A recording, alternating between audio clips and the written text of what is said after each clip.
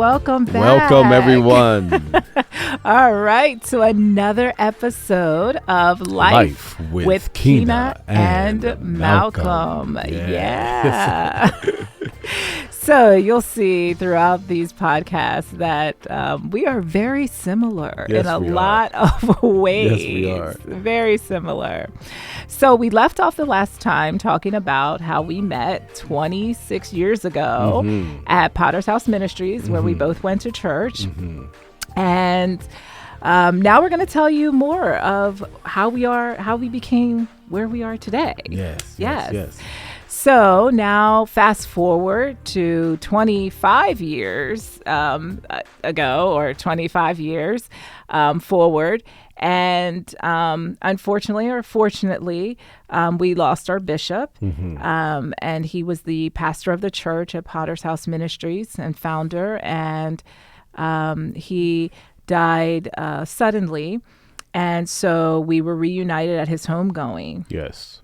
And I remember seeing you, seeing Wanda, seeing the kids, and it was as if we hadn't missed a beat. Right. Absolutely. It was my brother, my sister, and that was very, very refreshing. And to see you minister. Yes. And tell us what you. So Apostle Annette Carswell.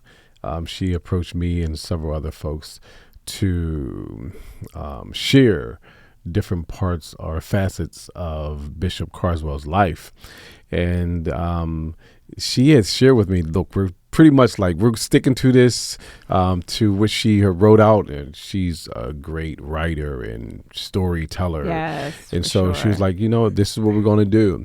But the day before the service, she came to me and she said, Malcolm, let the Lord have his way. And so I didn't know what I was going to do other than what she asked me to do. I hadn't planned on doing anything else, just doing what she asked me to do. I never even knew that part of the story. Yeah, I was planning on doing what she asked me to do. But then I got that microphone. My. Wow, God really just showed up and showed out. I began to yes, he did. Praise the Lord and invoke his presence by his spirit. And so when I say invoke his presence, I began to praise him, and everybody in the room just started joining in. Yes, we did. And we started and what praising a time him. We had. And so what's so powerful about that is our bishop was the same way. Yes. When you stepped into the building of Potter's House Ministries, you could be running around the church, swinging on chandeliers. That was the type of man that he was, and that's the type of atmosphere he created. Absolutely. So on the day of his, Sunday. The day of his service, we begin to go in remembrance of him and for our own freedom. Yes. Because worship and praise, it brings a certain freedom.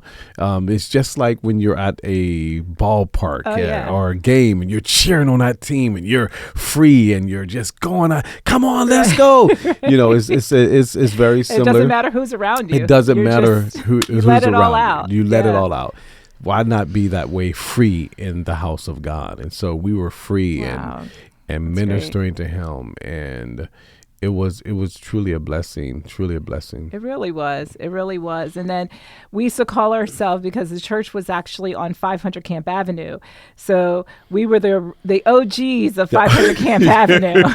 And so we actually had a 500 Camp Avenue reunion. And so we got to have a chance to kind of fellowship together. And one thing I will say, we're talking about relationships. One thing I will say, when you have a true relationship, it doesn't matter how long it's been since you've last seen the person or spoken to the person. When it's a true relationship, it's like as soon as you see each other or talk to each other, it's like you've never missed a beat. Yes. And that is what we had. everyone. And I remember, I hadn't met the youngest two. So there's four. Yes. And so I, of course, had met the oldest two. I hadn't met the youngest two because they were born after I had left medical school. Right. And so it was just really refreshing to see everyone, to see Wanda, to hug on everyone and love on everyone. Yeah. And another great thing about relationships, once they are formed, once they're cultivated, you just build from it. Yes. And absolutely. every time you see each other, it's truly refreshing. And that's the word that I'd use, refreshing. And so I, of course, come back to Florida after the service, and I remember getting a message. I'd posted something on Facebook about the weekend and just the awesome time I had despite it being a homegoing service. Yeah. And I remember Wanda had commented and said, something along the lines, it was so great seeing you. I loved seeing you. And I'm so glad you got to see. So the oldest daughter, I claimed her as my own baby back when we were going to Potter's house. Yeah. And so she said, I'm so glad you got to see your baby. And that was just so refreshing. So powerful, So too, powerful. for her to say that. So powerful. Yeah. And so now, fast forward about a month and a half later, Yeah. March 28th. Can you tell us about? Yeah. So on March 28th, so about a month and a half after our bishop passed away, on March 28th, Wanda woke up early in the morning and she was coughing. And I remember hearing some of the same things that I heard before. So some of the symptoms that she had that I heard that before. So I figured she has a cold. And I remember yelling out because she was in the bathroom. I was in the bedroom. I was like, Wanda, you haven't been anywhere. How you get a cold? and then I remember she was coughing and I prayed with her.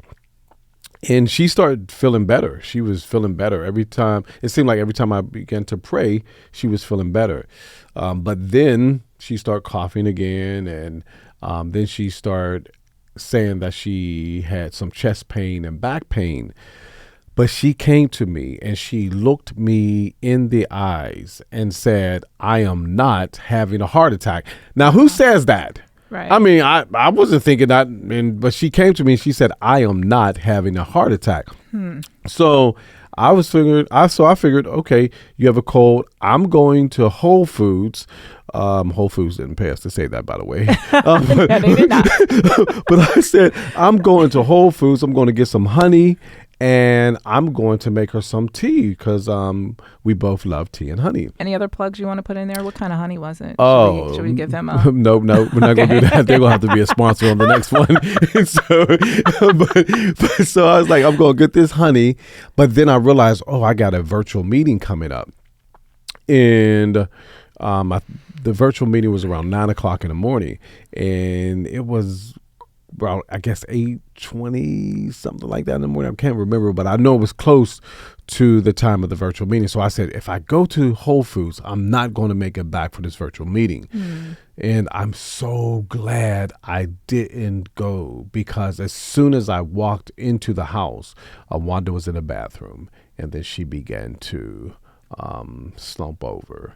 And I ran up the steps and I was able to catch her before she fell. And then I laid her down and called 911. And they began to walk me through CPR.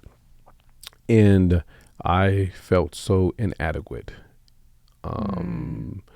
because I've never had to do anything like that before. I will throw this in before I go any further. Please go get CPR training.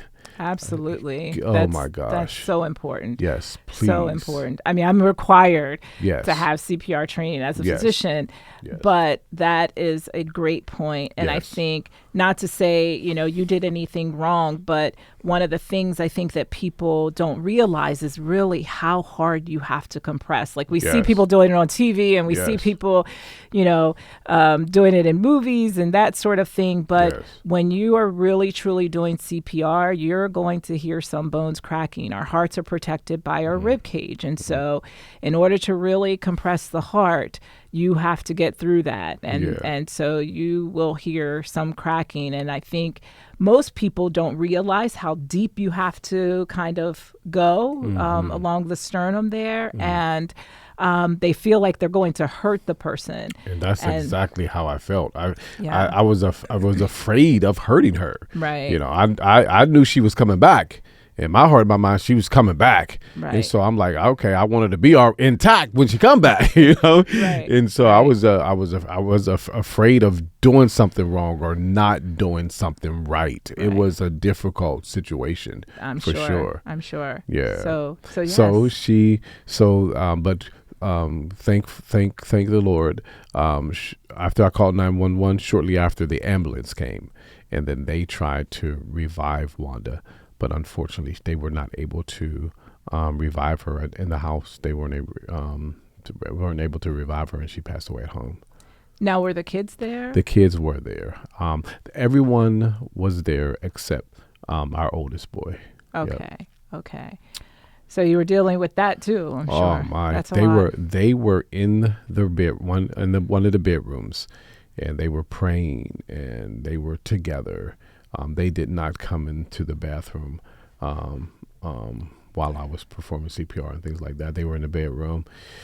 And I remember my youngest daughter, she was praying, and she was like, she just told me, she said, I was praying, but I knew, and she said, I'm at peace. She said, I'm at peace. I'm at peace. Yeah, that grew. Wow, that's a very mature comment. Yes. For a teenager. Yes. Yeah. Absolutely. Yeah. Absolutely. So one of the things that I think we can sort of, and yes, we are talking about relationships. We're going to get back into that. Yes. But I think one of the things you mentioned, CPR training, so important. I think the other thing is knowing the signs of a heart attack, and especially for women, sometimes it can be something as simple as jaw pain, and they might think, oh, I have a toothache, and also for healthcare providers and those in the healthcare system to listen to your patients and take them seriously, and don't just look at them as all your patients are kind of a cookie cutter diagnosis, but really take them seriously, especially women, because I feel like a lot of times we will chalk things up to maybe menopause or other issues, premenopausal, postmenopausal, perimenopausal. It seems like everything revolves around menopause, and so but really not just having them leave and really understanding, okay, they're not going to present the same way. They're not going to have the same symptoms. And honestly, I feel like the majority of cardiac arrests aren't your typical presentation that we hear and we see. And so it's important. It's important, ladies, to be able to use your voice and speak up, and then also get checked out, go to the doctors, take care of yourself. But we'll get more into that a little bit later. Well, shoot, since you encourage the women, let me encourage the men. Yes. Men, please do yourself a favor, and go get checked out. Very much involved in our children's health, and I would always make sure they went to their doctor's appointments, and I would even schedule those doctor's appointments and take them. But I wasn't concerned about my own health. I was paying for insurance and not going. And then one day I woke up and I was like, hold up. I'm making sure the kids, and Wanda, I was making sure Wanda went to her doctor's appointment. The kids were going to their doctor's appointments. I was very, very much involved in that. And then I woke up and I said, hold up. you're paying for insurance for yourself, and you're not even going to the doctor for yourself. Next thing you know, I was going like twice a year. I'm so serious. I'm not even joking. Start going twice a year. And if you know him, Yes. I mean, we get a little paper cut, and Okay, shh, keep that to some things we keep to ourselves. we might have MRSA now. So Too much. But I started going. So men, make sure, do yourself a favor. And your family a favor, and make sure you're getting checked out. Absolutely. Yeah. Absolutely. Don't ignore anything. Don't ignore anything. Mm-hmm. Don't ignore anything. So back to what you were talking about. So then I remember getting a phone call from one of our other really close and dear friends. Mm-hmm. And actually I got a text, and he said, pray for Wanda. Mm-hmm. She's just gone into cardiac arrest. And then I'd probably say maybe a few hours later, I remember going to work, and I was praying for her the whole time. And I remember going to work, and then I got a phone call saying that she had passed. And I mean, it was so devastating, truly, truly devastating. And of course, after just losing our bishop, even more devastating, because I literally just saw her and hugged on her and told her I love her. And, it's so important to tell people, we always say, give them their flowers while they're here. And you just never know, when's the last time you'll speak or say something to them. So remember that with all your relationships. Remember that even when you get upset with someone, say, you know what? God can pick his flowers anytime he wants. And I love that, and I love what you're saying, because when Wanda passed away, I was able to say I have no regrets, because I showed her that I loved her. She knew she was loved. That's she knew she was loved. So I had no regrets, because I didn't hold back my love. I expressed it. I showed it, and not just through money, but through being present emotionally and physically. That's powerful. That's great. And so I just remember when I heard it, and just having just a feeling of, you just really feeling devastated. And my main thought were the kids. Of course, you as well. But the babies, I call them babies. Anyone, you get to my age, everybody's a baby. But she's not old. She's tripping, y'all. They're babies, and having to grow up without their mom, and for the girls, I'm thinking all these things so quickly. I'm like, their wedding and the prom and so many different things, and so those are the things that are going through my mind, because, of course, as we talked about, my mom's still living, and my dad passed away in 2009. So I was good and grown. Still wasn't easy, still devastating, still hard. So being that age, I couldn't imagine. And so I remember reaching out and just letting you know, I'm praying for you and the kids, whatever you need. And then I remember you writing a post early in the morning. And of course, I wake up at 4 a.m. We're going to talk more about that. You're going to see more into our daily lives. A day in the life with Keyne Malcolm. But I remember reading that, and basically you were saying that you weren't blaming yourself. Right. But you were still, as we talked about, did I do everything right? And basically now we know we're talking about the CPR and that sort of thing. And so I remember telling you did everything you were supposed to do, and everything God would have you to do. And then you reached back out to me and let me know that had blessed you, that what I said had blessed you. And so then we just began to reach out to one another. This is my brother Malcolm. This is my sister Keyne. Yes, make that clear. Yeah, very clear. This is my brother Malcolm. Sister Keyne. We were very clear on that. And we began to just talk and to share and share kind of our lives. Yes. And now I will tell a little bit more about me. So I have been married and divorced twice. Mm-hmm. And I had told God, that is it.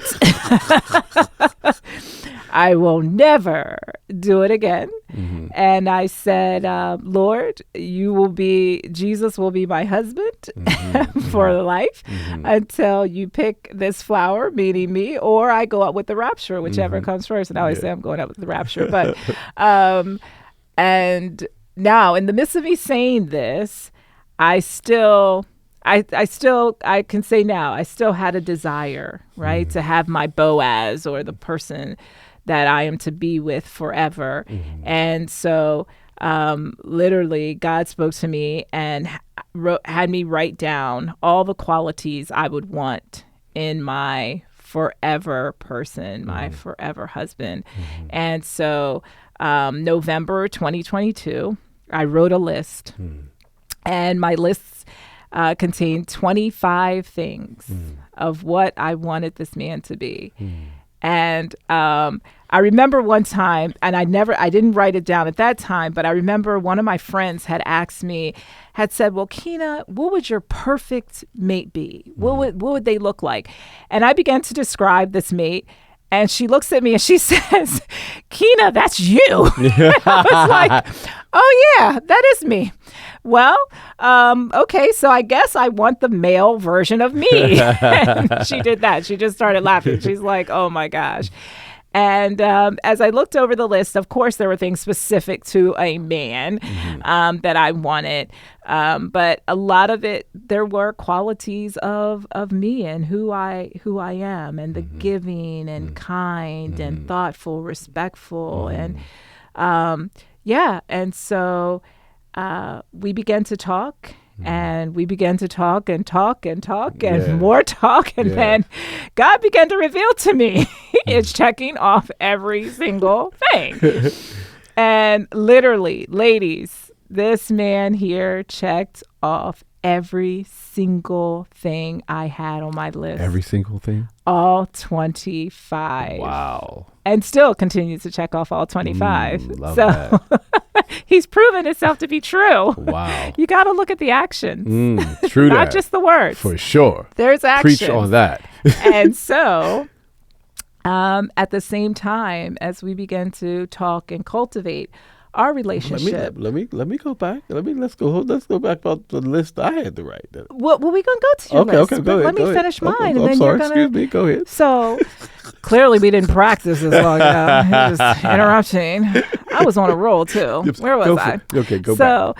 So at the same time, God spoke to me and he said, Malcolm is your promise. Malcolm is the promise that I made to you, that I will send you a man who loves you as I love the church. And so he really did. Wow. And so now go ahead. Okay. Tell us about your list. I will. I wasn't sure how far you were going, how deep you were going. I was like, hold up, I got to share. So when Wanda passed away, I had made it up in my heart and my mind that, okay, God, is me and you.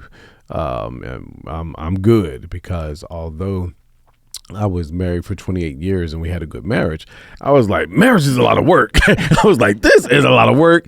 So God, this is me and you. This is our time together. Just me and you. And then when I said that to the Lord, very content. And then I had a thought, though. Okay, I'm not sure when I'm going to get married again. Not rushing into it, not longing for it, but this is the type of woman that I would want to have whenever that happens again. And so I created a list for the very first time in my entire life. And so I create this list not knowing that there was another woman creating the list. So I created this list, and then I was like, oh my goodness. The more and more I was on the phone and talking to Keyne, I was like, this list is unfolding. It's manifesting itself. And I heard the Lord. And after I start feeling this, what I was feeling and having the thoughts that I was having about Keyne, I was like, okay, Lord, I need, we got to have a talk. I was like, cause Lord, am I just vulnerable, Lord? Am I just tripping? And so I prayed and I sought the Lord, and I heard the Lord say, Keyne is my gift to you. Woo! He said, let me say that again in my deep voice. Keyne is my gift to you. And so I was like, wow. Okay, Lord. I mean, I ain't saying exactly like that because I had to test that a few more times to make sure I wasn't tripping. But yeah, Keyne is my gift. Wow. Yeah. Wow. That's amazing. Mm-hmm. So now you guys really have to stay tuned because yes, you do. We have so much more to share and so much more of our story to unfold. Yes. But I will say lists are important. Yes, they are. Lists are so important. And it's not just important to have them in your mind. You have to write it down because it's so easy to, if it's in your mind, it's so easy to say, oh, well, to compromise and to say, well, that's just this, but I'll deal with that. But when you write it down, it's almost like you're truly committing to that. Yeah. And you won't deter from it. You won't compromise. And you have something to refer back to each and every time. But it's so important, and that's our big thing now. Yes. Write a list of what you want. Yes. And we always say too, make sure that to remember that where you meet the person, make sure that you meet them at a place where that's important to you and something that you love to do, right? Because when you meet them somewhere, and let's say it's on a fishing trip or what have you, they love to fish. Yeah. So then you can't be upset when they're spending their weekends fishing, right? Because that's where you met them. Right. Now, it's also important to have that communication because sometimes you both might have been dragged there. Like it may have been to the bowling alley and you may hate bowling, but your friends dragged you there because it's their birthday and he might or she might be in the same boat. And so you communicate that if you feel an attraction and, it's like, okay, how often do you come to this bowling alley? Right. How often do you frequent this spot? Right. And if they say, oh, I come every week or, then okay, this may not be the person for me because I hate bowling. Yeah. So it's also being true to yourself, true to who you are. Yeah. And that's why I say you're not compromising on that list. Yeah. And put on your list, where you want to meet your person. And then you even have to say, okay, in order to meet them there, I have to go there. Yeah. I have to be there. Yeah. So it's really important, but I can't wait to go deeper in that. Because, and we're not talking about creating an emotional list. Yes. That's good. Or a list based on your feelings. Yes. How you feel. That's good. You're going to create an unrealistic list if you do that. Yes. Can't wait to go deeper. Yes. Yes. Stay tuned. Stay tuned. So we have so much more to share. We can't wait to share it with you. Can't wait to, again, invite you into Life with Keyne and Malcolm. And until next time. Life with Keyne and Malcolm. See you soon. Bye for now.